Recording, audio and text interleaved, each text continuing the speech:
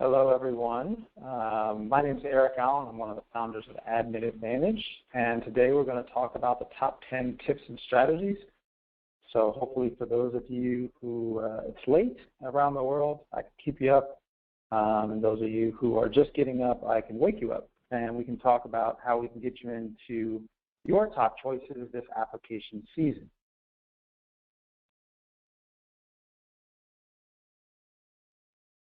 So a little bit about us. We started this journey many years ago. I guess we're working on our 8th year. But, a lot of the core tenets are still the same in terms of our admissions coaching business. We bring a lot to our clients in terms of helping them shape who they are and what they want to be. If you think about the application process, over 70% of the people who actually apply are admissible. So really what differentiates those that are admissible from those that get admitted are the story, right? How well do you execute on your story and articulating your story and articulating what you bring to the table? I'm a former admissions officer at Wharton, and a lot of times you would see candidates who you knew were good, but didn't do a good job of speaking to their strengths, or maybe they left a weakness out there that was still curious that we just had concerns around. So the difference between those that get in and those that don't get in is very, very slim. So our focus was bringing people who have experience, who've been in your shoes, who have successfully helped people through the process onto our team with the ability to really focus on the client. At the end of the day, it doesn't really matter what the essay questions are or how the application is structured. It's all about you, right, and learning about what you bring to the table, what you do differently than everyone else. If you're a marketing person from, California, we want to know why you're better than other marketing people, not just from California, but around the world. If you're an IT individual and you've been working in technology, what kinds of things have you been doing that make you unique and that have really shown that you have potential to be a business leader? So those are the kinds of things that we focus on for each client, is really focusing on what they bring to the table and formulating a plan and what we call a branding strategy around each applicant and what makes them unique. And we think we've done that pretty well, over 90% acceptance rate into at least one school since we started. So we certainly think that is a pretty good track record. We've had acceptances into all of the top global business schools in the last 8 years. Many of you have probably seen Kofi on Beat the GMAT, and I'll pause and thank the Beat the GMAT team for continuing to invite us to be a part of their platform. We certainly do enjoy speaking to the Beat the GMAT team and their users. But Kofi, you probably have seen on the site. I met Kofi in business school, so this is kind of a case study for going to business school and finding those potential co-founders and people you may want to work with in the future. He is background from Harvard, Harvard Ed. Like I said, we met at Wharton. He's had several startups that he's worked on before, and we just kind of hit it off when we were in business school, and we kind of said to each other that, hey, we want to do something together at some point, and found that this was a really nice option for us to make an impact, but also something that was in kind of our wheelhouse in terms of skill set. And we'll talk about some of the additional technologies that we've been developing, and we think those are going to be an important part of our future. Our team is certainly a lot more gifted than we are, a lot better looking too. When you look at the bottom left, they've worked at amazing companies and gone to great schools, certainly from kind of small startups to very large companies, Google, GE, and everything in between. Worked all over the world, and you can see their backgrounds on our website as well. So enough about us. Certainly, hopefully I've given you comfort level that we know what we're talking about at least a little bit. And I want to go into a couple of tips and strategies as you're sitting there thinking about how to prepare yourself for the application process. Just want to get you in the right mindset of thinking about business school. So the first thing is start your standardized tests early. I can't tell you how many people talk to us around round 2 time and say, okay, well, here's my strategy. I'm going to take the GMAT or GRE, and I'm going to get a 750, and then I'm going to apply.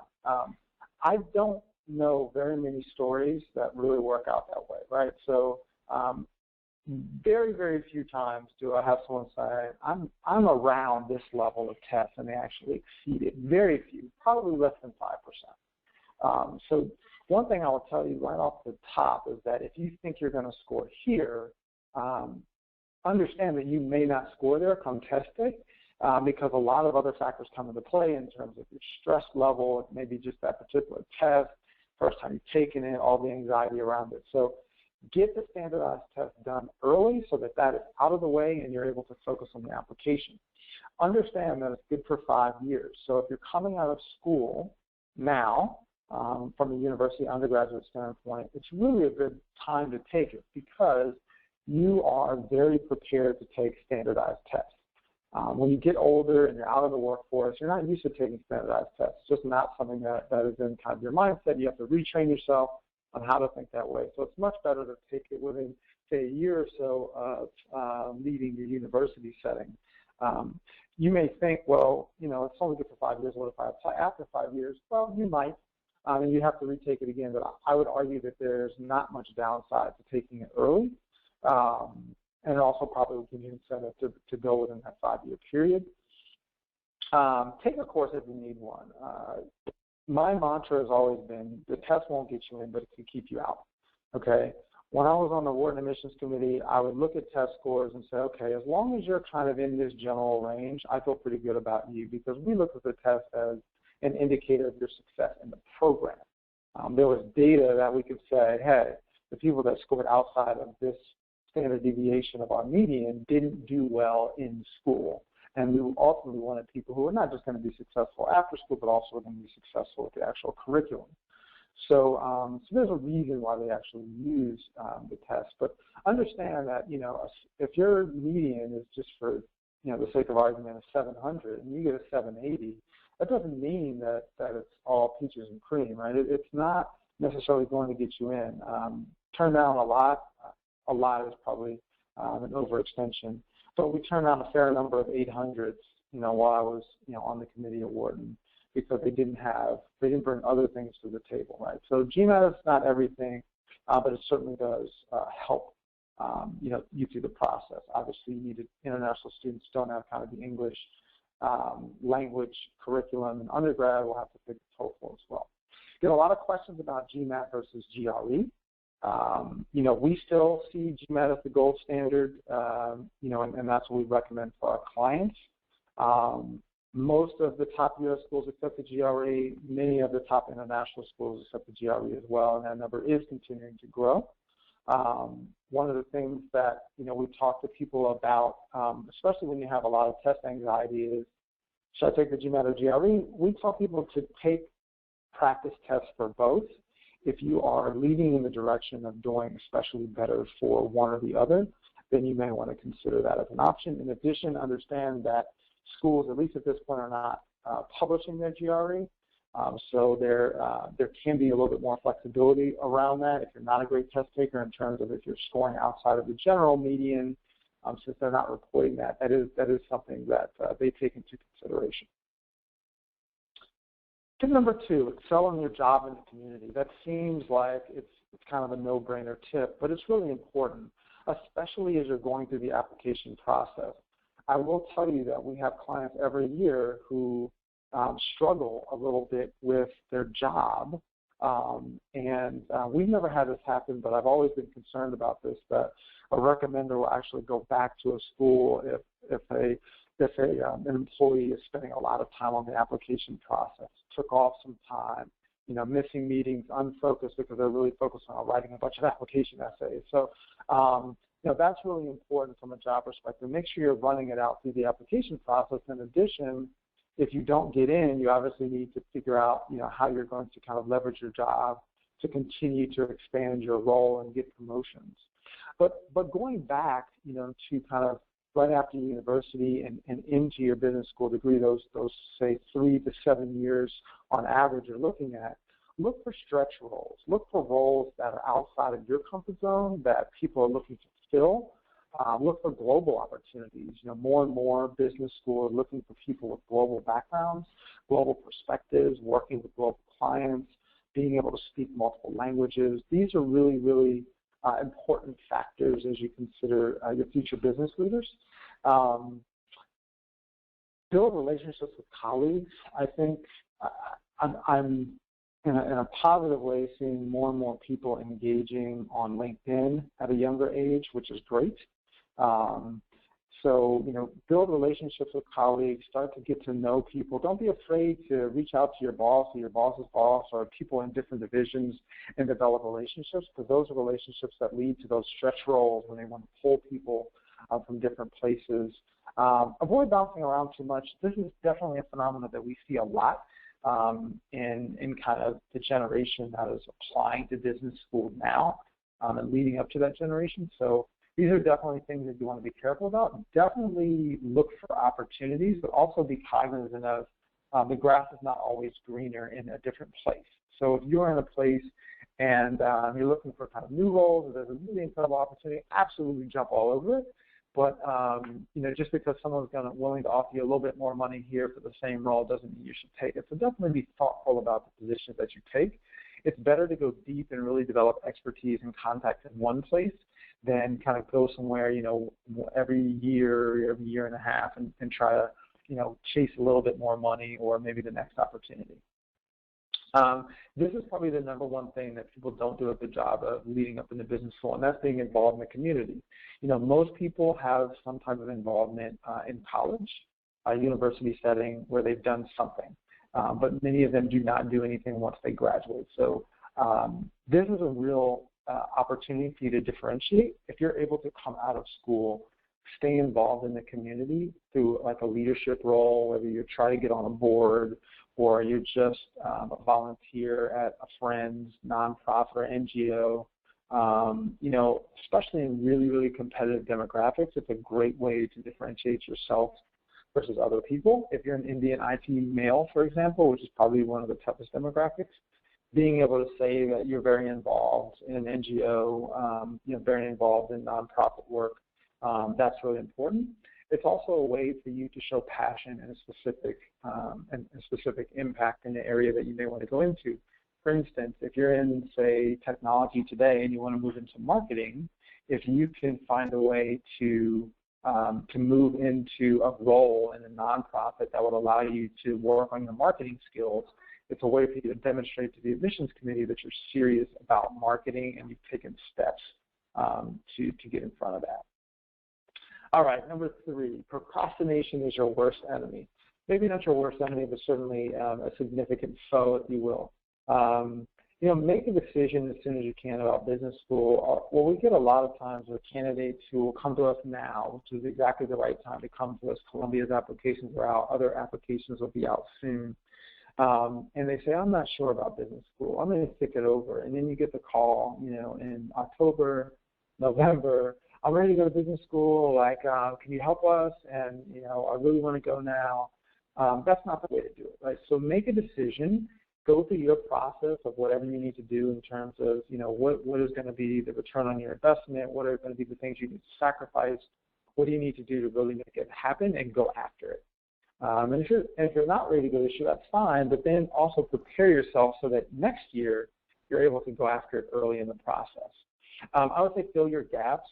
So some of the typical ones are weaker academics. So say you didn't do well, you came out, as a freshman and it was challenging or, it was just hard to transition to school.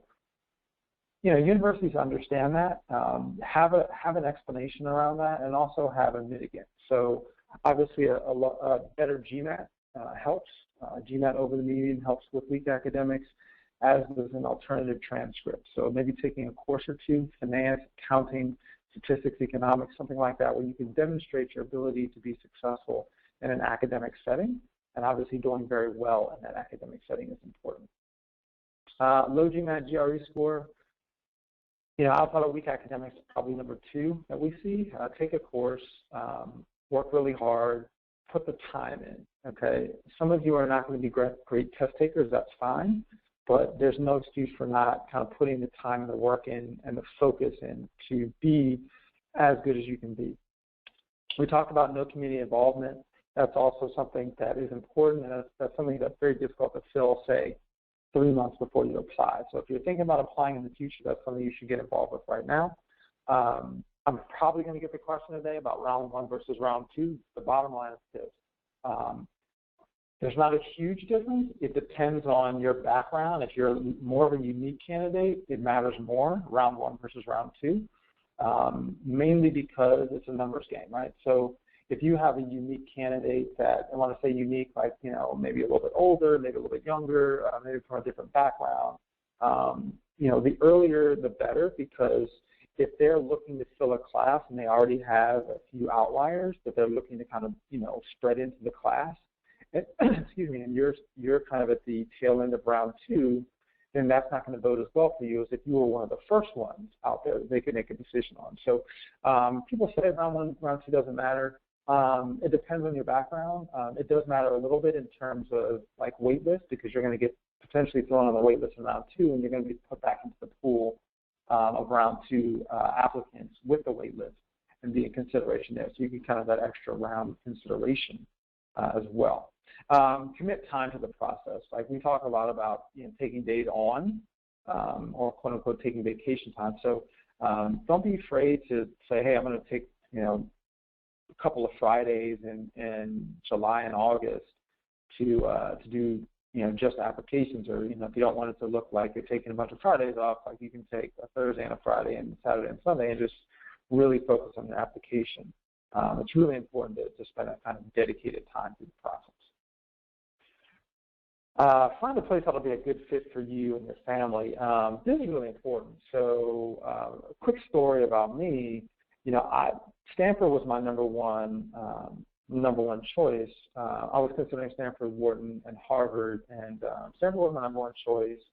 And I talked to my wife about it, and we were thinking about having a child at the time.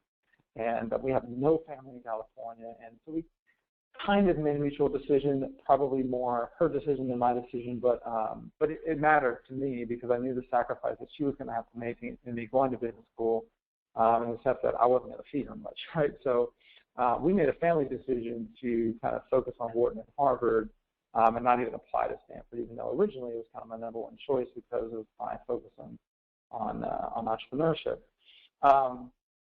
And ultimately, I was thinking, a lot of people were saying, Harvard, then some people were saying Wharton, and I wasn't really sure, and I thought, oh, you know what, I'll probably end up going to Harvard. I went and visited, I liked it, but then I went to Wharton, and I loved it. And so for me, it was just it was a real focus on fit and finding a place that not only I loved, but my family loved, that I found a fit with the people, the culture, learning styles, and everything else associated with the program. Unlike a university setting where you're trying to go and find a place that's a good fit, but you have to go to school. You don't have to go to school right then and there, so you should really spend as much time as you can finding the right fit. Those are going to be your professional, colleagues going forward. Those are going to be the people you call on when you need to raise money, like we did. We called on our Wharton classmates and, raised around relatively quickly because these were people that we knew that liked us, that, we had 12 years with over the course of, maybe more, over the course of business school. And they were comfortable with us, right? So when we came and asked them for money, it was like, yeah, sure, how much do you need, kind of thing. So that's why it's so important to make sure you're a good fit. Talk to student ambassadors. I know that many of you can't get on a plane and fly to the school you want to go to, but talk to student ambassadors, talk to alums and students, try to visit the school if you can. And as my wife always says, a happy wife is a happy life. So make sure that you are really talking to your family about it. It is a huge commitment in terms of full-time and certainly executive MBA, maybe even more so. But definitely kind of focus on finding the right fit for you. And if you thrive and really love that place, you're going to have an amazing time, just like I did. All right, so this is important for the actual application and executing on the application. So I kind of alluded to it at the beginning. I don't even like to start with the application itself or the essay questions. I always start with customers on who are you and what are you trying to sell to the admissions office, right? What makes you different? What makes you unique? Where are you trying to go, and how is business school going to help you get there? okay?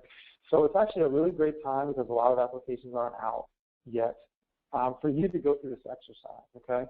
We talk about personal brand. So it's 3 to 5 character traits that are supported by specific examples. So, and they're in your professional, community, and personal life. So for me, professionally, I had a company and sold a company. I was very involved in Leukemia and Lymphoma Society, and I'm a cancer survivor.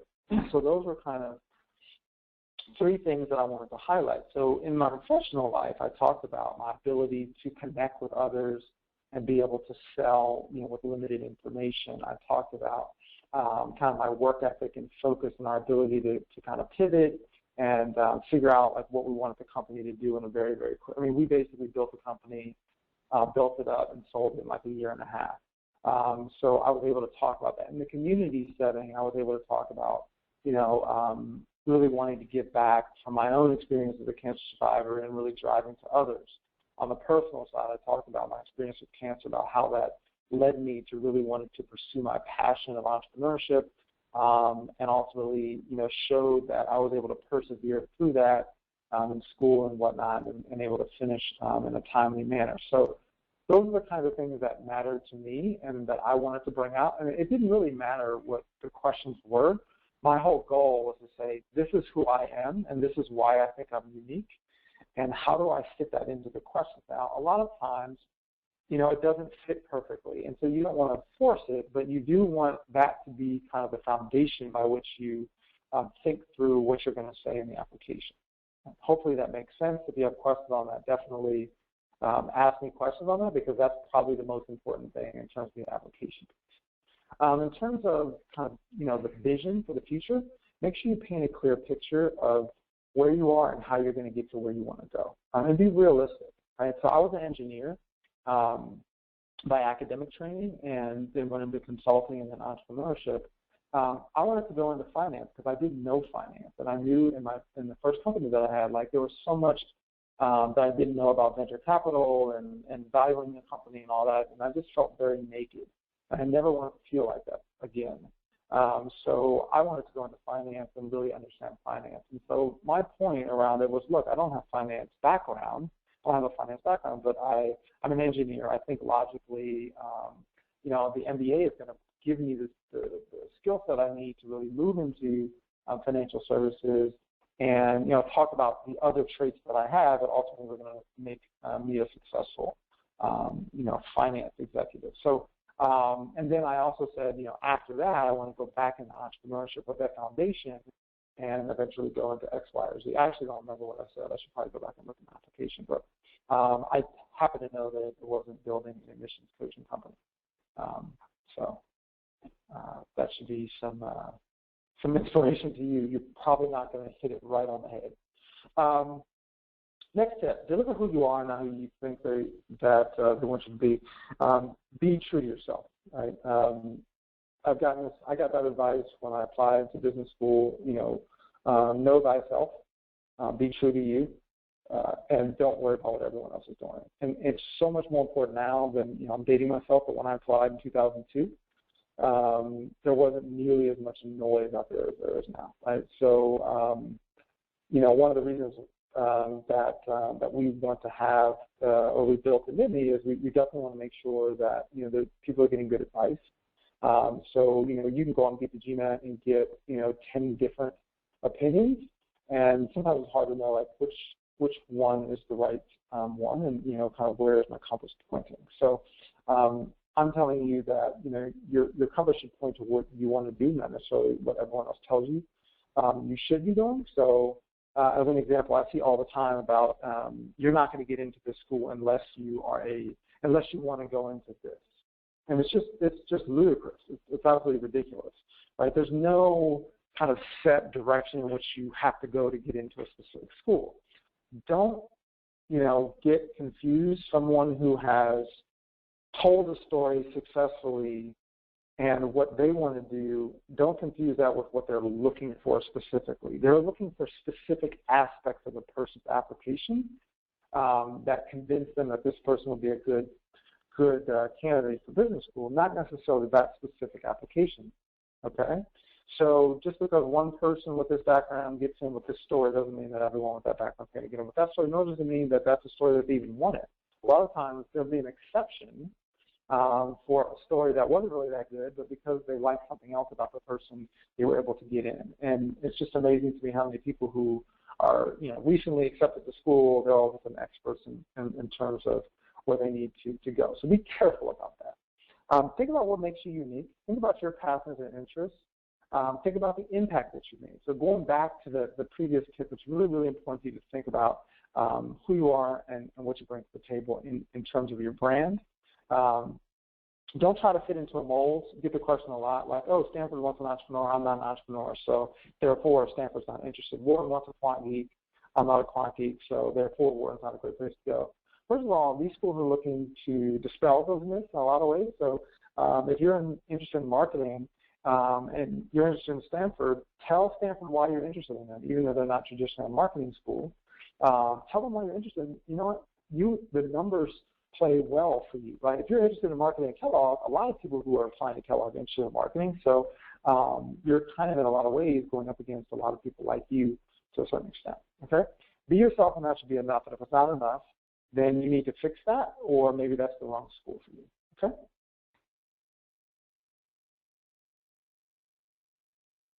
Didn't like that tab. All right. Tip number 7, show, don't tell. So, I don't know how to quantify this, but at least a third probably of the essays that I'll read, like on the first read, will just do this very poorly, right? So they'll say, I am a this.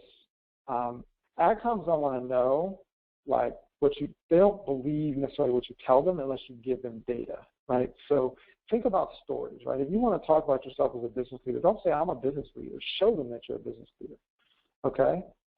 Make sure your resume exhibits, oh, I've done this, I've improved things by this. Have your recommenders give clear examples of you being a business leader. Speak to it in your interviews. Speak to it in your essays about a specific story. Give them evidence. Show, don't tell. If you read your application and you're saying, you should constantly question why. If you write a statement that says, I am a this, why? Did you provide support as to why? That's really, really important. And the third-party support, as I mentioned with your recommenders, is also very important. Schools really like to see that not only are you saying it, but it's consistent in your interview and it's consistent in your recommenders as well. All right, so tell a credible story about how you're going to contribute to the school. All right, so what schools want to know is not only are you going to be successful in the program, but how are you going to help them going forward? Are you the kind of person that people want to have a beer with? Are you the kind of person that's going to be unselfish and kind of get to where you want to be, get back along the way? Help them think through how you're going to get to where you want to go and make them feel confident that you're going to get there. So what that means is, first of all, sell the right story, okay? If you're a nonprofit today and you want to go into venture capital after business school, that's a super, super tough road, right? So give them confidence that you're going to be able to get there. I probably wouldn't have confidence that you're going to get there unless you're looking at some type of specialized nonprofit, venture capital angle, right? And you probably need to have some type of finance background before you in nonprofit. So bridge the gap from the past to the future. Is that short-term, long-term goal attainable? Sometimes if that goal is not attainable, if I don't think that you can get there, you're not getting it because you don't have a realistic understanding of what it takes to be successful, and also you don't have a realistic understanding of how the MBA is going to help position you for success. And what I don't want as an AdCom is I don't want you spending the first year trying to figure out where to go and what to do. I want you spending the first year focused on helping out your teammates, learning the information, and then ultimately building the network in the area, the general direction, north, south, west, east, right? You don't have to know exactly where you want to go, but generally, which direction do you want to go? And again, the story is not audited, right? I know for a fact that what I'm doing now is not what I said I was going to do in my application. That doesn't matter. It just needs to make sense. Your story needs to make sense in the eyes of the admissions committee. Don't be afraid to demonstrate, what you've done in the past to contribute to your alma mater and what you plan to do in the future in terms of contributing, whether it's on campus or afterwards, and making a broader impact outside of business. Business schools have made a concerted effort over the last several years to expand beyond just business, obviously getting kind of some bad raps globally about, creating, whenever there's a downturn, people always blame MBAs, right, because we were the ones that drove corporate greed. But so they're sensitive to that. Like, if you're that kind of person and there's another person just like you and you've shown your willingness to give back, that's certainly something that's going to differentiate you.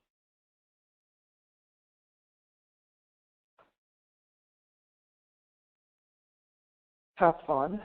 Sometimes it's hard because it's really, really challenging. And it should be one of those things where you learn a little bit more about yourself through the process. But keep it all in perspective. It's May. Things are going to start really heating up, literally, figuratively, over the next couple of months. Applications are really going to start coming out in earnest in the next month to 2 months. So keep it all in perspective. You're doing your best to get into a school. And, understand kind of what you want to get out of it. Do you have to go to business school this year? Would you like to go?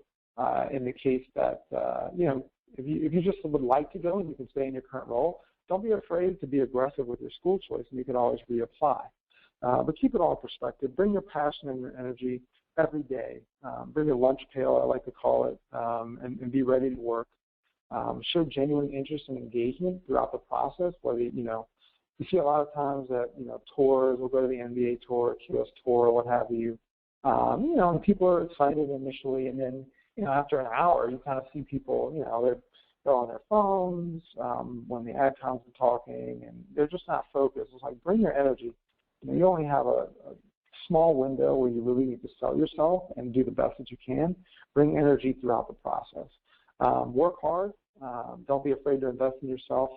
And if you have a goal, go for it. I have a friend who graduated from HBS, and I love telling this story, but he applied 3 times, or maybe it was 4 times. I think he was denied 3 times, but he applied 4 times. And he told me this before, like, no one has ever asked him how many times he applied to business school. They've only asked him where he went to business school, and he proudly says, I went to Harvard Business School.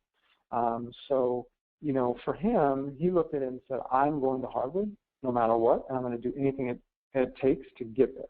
Now, some of you can't get into Harvard ever, no matter what you do, but that's just being realistic. But the reality is, if you're in that area and you think you have what it takes to be successful, don't give up, focus on it, and go for it. So talk a little bit about Admit.me, but I want to take some questions. So we have a platform where our team is on the platform. You can create a profile. We can give you feedback. You can engage with other applicants. So it's a really great platform. We definitely suggest that you try it out. It's www.admit.me. But definitely check that out, and you can start to manage your application process, ask questions, things like that. A little bit about Admin Advantage services. Our last tip is use us. We think we're pretty good at this and have shown the track record of success. So from targeted services at $250 US all the way up to comprehensive packages where we help you through the entire process. But if you go to adminadvantage.com, you can see our full kind of set of offerings that we can help you with, and we're happy to kind of get on the phone with you, chat with you, see if you have any questions about which package may be right for you. We also have hourly. If you were denied previously, we have what we call a ding analysis, and if you're thinking about applying this year or next year in the future, we have a pre-application package as well. So with that, there's some information. There is a 10% discount code using 1908 at checkout. I don't know who put August, but I guess we'll have to honor it through August. But that's the discount code. My information is there, Eric at Admit.me, and hopefully you create a profile. Reach out to me once you create a profile on Admit.me, so we can stay connected. If you have questions, you can certainly ask me directly. So with that, we'll kick it back to Be the GMAT. And if you have questions, definitely reach out to the chat board. On your screen, you can send a question in. I will start answering those. So we will pause shortly while we gather those questions.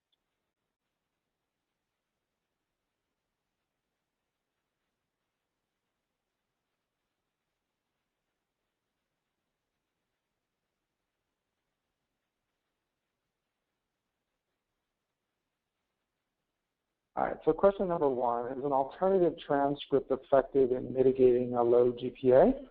It is.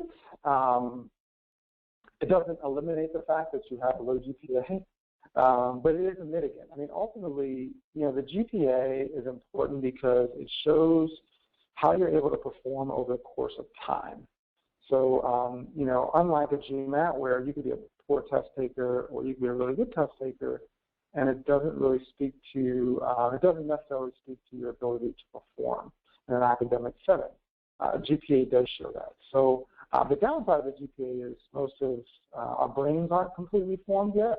So we're doing things that we probably shouldn't be doing, and oftentimes not as focused as we should be. So the alternative transcript is really a way for you to show that, hey, I am mature enough, I am focused enough, and it does help, certainly does. Again, it doesn't erase the past, but it helps when admissions officers are thinking about, okay, here's a problem that I'm concerned about. Why should I not be concerned about it? Why should I take a chance on this person? That's ultimately what it does.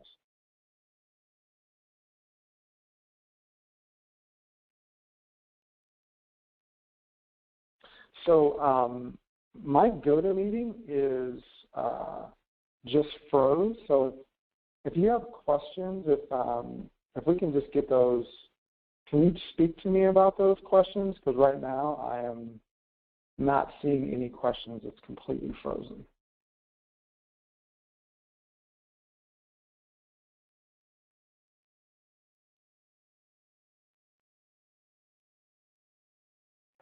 Hi, Eric. It's Jennifer from Beat the GMAT. Hi, Jennifer. Sorry about that, but no problem. You could hear it. If you could just give me those questions, that would be fantastic, because unfortunately I'm looking at kind of a blank screen right now. Sure, no worries. All right, let's see what I can serve up. Here's a question. What kind of impact would switching from a job at Deloitte to an entrepreneurial role in your family business have on the AdCom? Yeah, no, that's a good question. So a lot of times we get questions about, is this the right background for me for business school? I would think about it in the context of, the skill set that it brings, right? And so at Deloitte, you're going to get a very well-established brand. You're going to get certain analytical skills and strategy, depending on what kind of role. If you're in technology, you may get technology. But it's going to be a very well-known entity. And so that is kind of the brand that you get from that. The entrepreneurial role is going to give you, put your hands in a lot of different things. It's going to give you kind of some problem solving.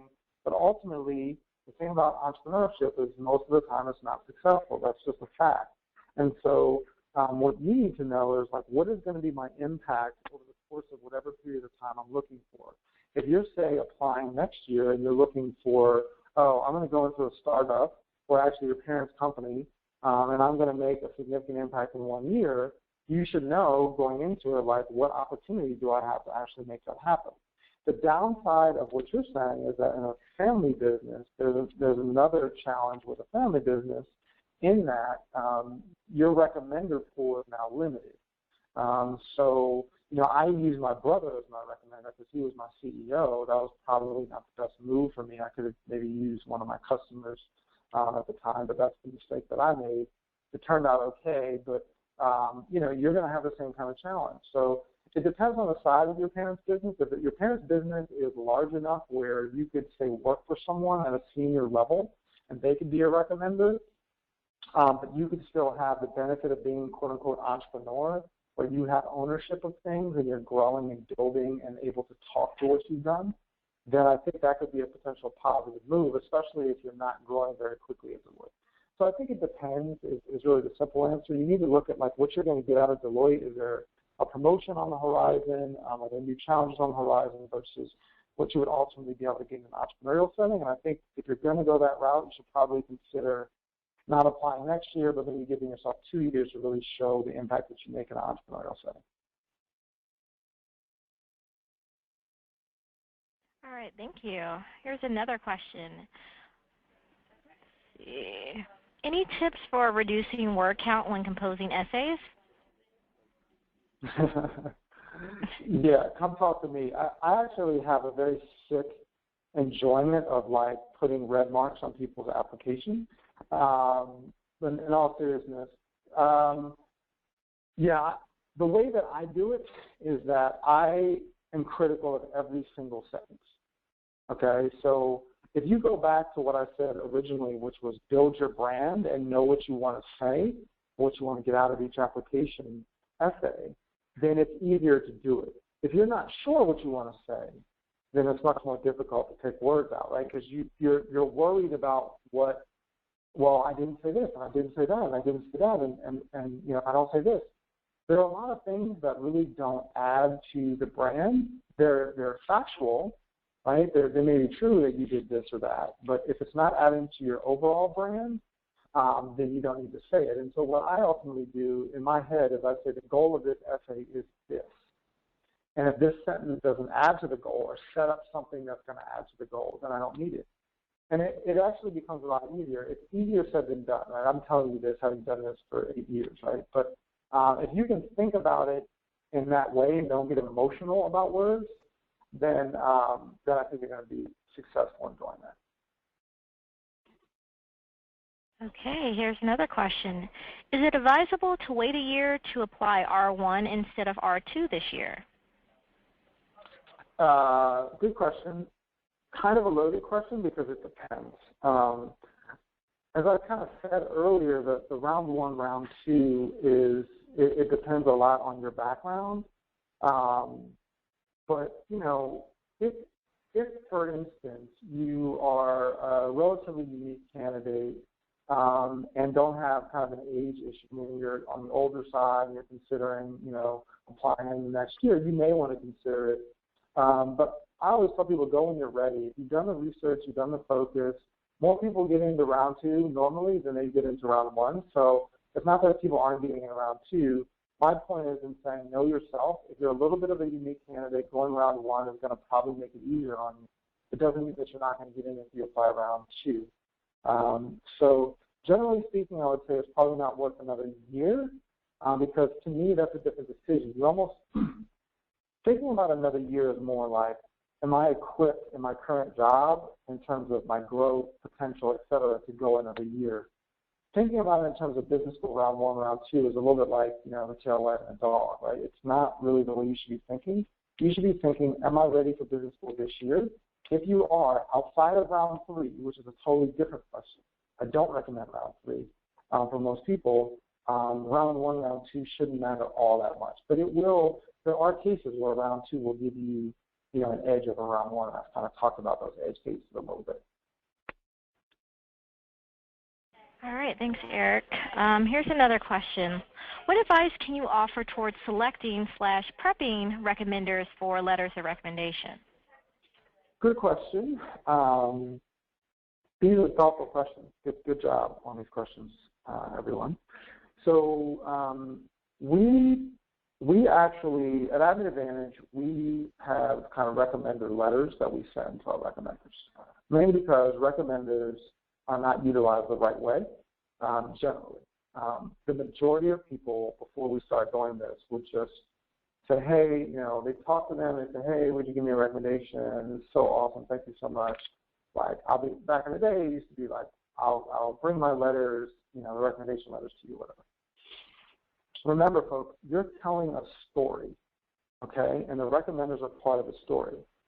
You want your recommenders to highlight your strengths and you want them to mitigate your weaknesses. It's much better if I didn't have a good GMAT quant score for your recommenders to say, this person is awesome from an analytical perspective and really good at quant versus you saying it. Because it's harder for you to say, I mean, your GMAT score in quant is really poor. So a couple things. One, I always tell people if you can, ask your recommenders if they will give you an exceptional recommendation live. Okay, you can read body language. If you're not sure and you ask them and you read their body language and you don't get a good feeling, do not give them a recommendation. The easiest way to being a candidate is a very lackluster recommendation. Super easy, and you can always tell it. They usually don't talk. They usually don't talk negatively about people. What they'll do is they'll do one-line answers, and that's all they get. To me, that's an automatic ding. If you have the choice of, say, 2 people, of all the people that you know I've ever worked with, and one of those people is not willing to expand on why they think you're great, you're done to me. And when I talk to most initiative officers, they're the same way, like red flag right away. So you should absolutely be sending them what we call like our recommender letters, which say, okay, hey, as we discussed live, thank you for agreeing to write these recommendations. Attached is my resume. As you know, I'm going to school for this. Ultimately, I want to do this.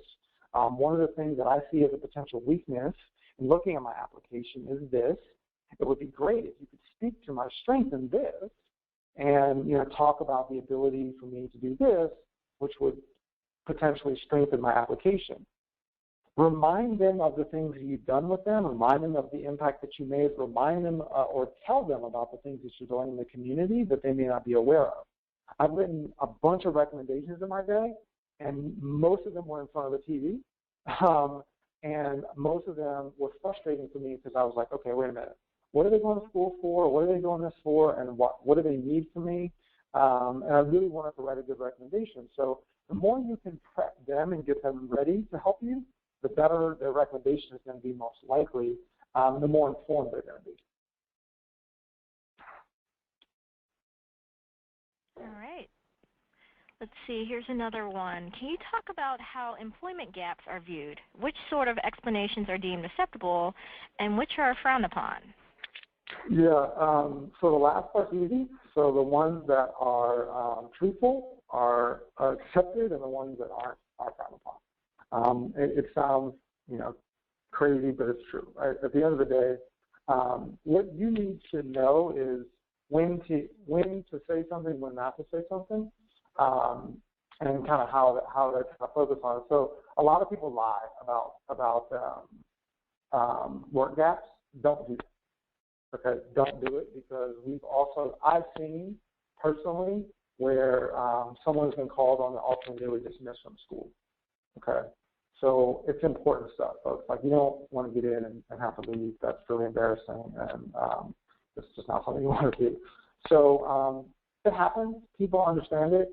Explain it, right? So I usually use a rule of thumb of like 3 months. Anything within 3 months, don't worry about it. Okay. If they ask about it, fine. You can talk to it in the interview or what have you, but don't worry about it. If it is, more than that, depending on what it was or whatever, I just like to be proactive about it. Speak to it in an optional essay. Talk about what you did while you were not working. So if you were, playing Xbox 360 or whatever, the game system is that you play in your region of the world, that's probably not the coolest thing to say. But if you were, say, traveling, speak to your traveling experiences. What countries did you go to? What did you learn from that? Whatever. Or maybe you were volunteering or something, or starting with company or whatever. Just speak to that, right? So be proactive about it. It's like my kids when they come home and I know they've done something. Like, I have one child who will come home right away and say, "Hey, Dad, this is what happened." And I have one that I'll know something happened because as soon as I see them, I see the look on their face. I know something's coming. What's wrong? What's wrong? So, just be proactive about it. Manage the message so that they don't manage the message for you. But the most important thing is, like, don't try to hide it, because we will see it. Like, it's easy to spot it. Like, people try to hide it, but you'll find it in the application. You'll find it in the resume. You will find it. Most people check LinkedIn. So you will find it. So don't hide from it. Just be proactive about addressing it. All right, thanks. Let's see. This question comes from a student who would like to know if a 660 GMAT is enough for a top European school. Should they perhaps retest or focus on FAs? They already had the 2016 entry topics for 2 of their choice schools. Okay. Yeah, so you can get in with a 650. There are 650s, at number 1 schools in the world every year. Does it reduce your chances? Yes. It all depends on the school and what the median is.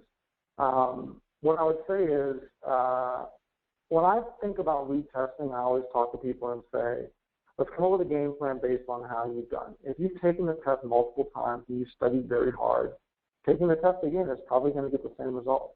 right? If you bang your head against the wall and it hurts, it's going to hurt if you do it again. Okay, that's just the reality, right? But if you took the test, you had some anxiety, maybe you didn't study as well, maybe you didn't sleep very well, whatever, then taking the test again is going to help. So it really depends on your situation.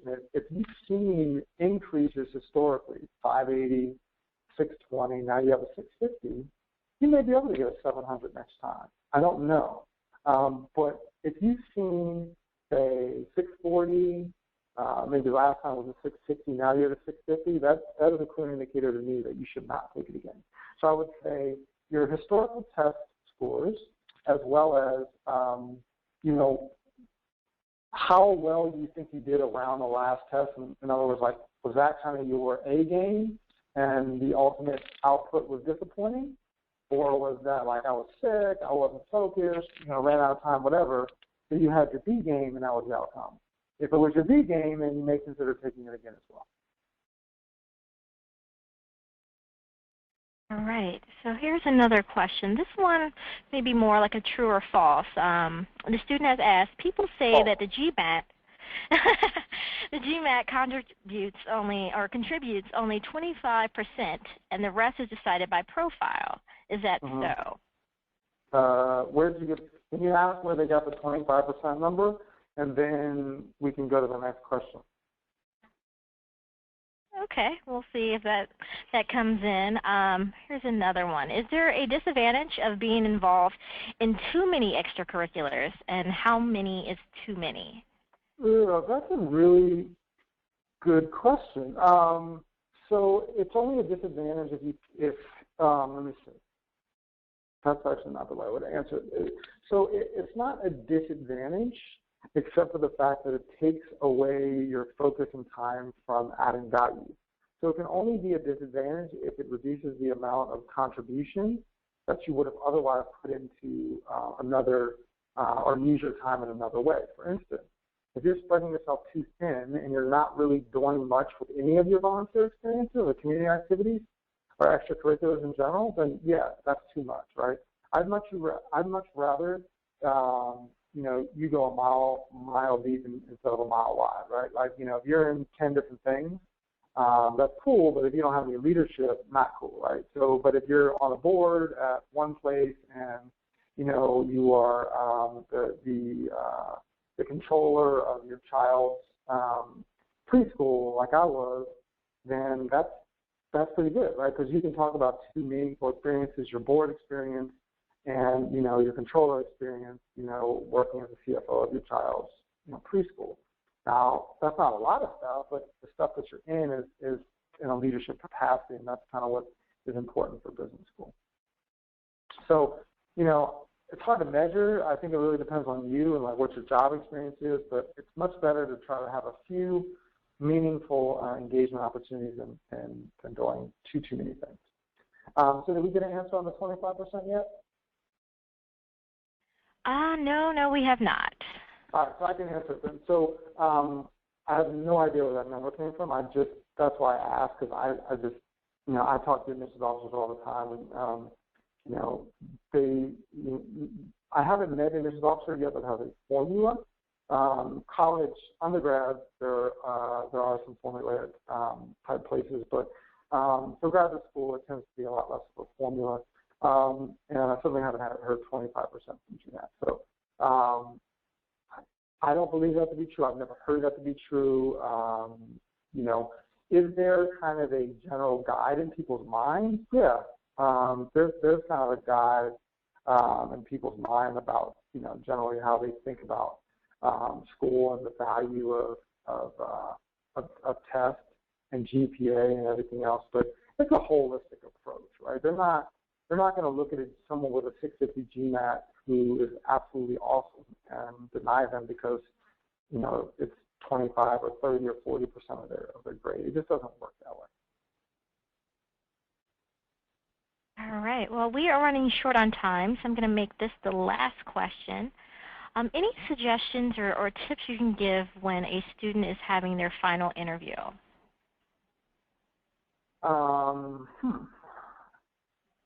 So, interview in general, because usually the interviews are final. But I think just for the interview, we'll do another one, with Beat the GMAT on interview preparation probably later on in the year. But just generally speaking, I think be confident and know what you're trying to say. Again, the most important thing is, like, when you look at an admissions application, you want to look at the application, the essays, the recommender notes, the interview, and everything in between, and know that there's a consistent story. Like, oh, okay, I get this person. Like, they're really, they've been big contributors in their community. They've had nonprofit work, and they want to ultimately make a transition into kind of for-profit consulting and then jump back into nonprofit, and they have their vision for the future. I know what this person's all about, and their recommenders have said that they do this. They said it in their interview, and their essays have spoken to that. That is the best candidate, when all of those stars align and you have a good sense of, okay, what they're saying is true because they've been very consistent about it, and I believe it. What always concerns me is when those things don't align. So the interview, a lot of times, I think people get a little nervous and they read a lot about what they should be saying or shouldn't be saying. It all goes back to, that brand. What are you trying to say? And then the other half of the interview is like, are you the kind of person that people want to be alums with? So are you arrogant? Are you fun to be around? Do you want to have a deal with them? So the two sides are be yourself, know your brand, and be relatable, and someone that people want to be around. So at that point, they're really trying to screen, like, is this a person that I can call, a fellow alum for the rest of my life? All right. Thanks again, Eric. I think that's going to conclude the Q&A portion. Great. Thank you, everyone, for your great questions, and look forward to seeing you on Admit Me and also Beat the GMAT. All right. Thanks again, Eric. Great session. And thanks, everyone, for joining.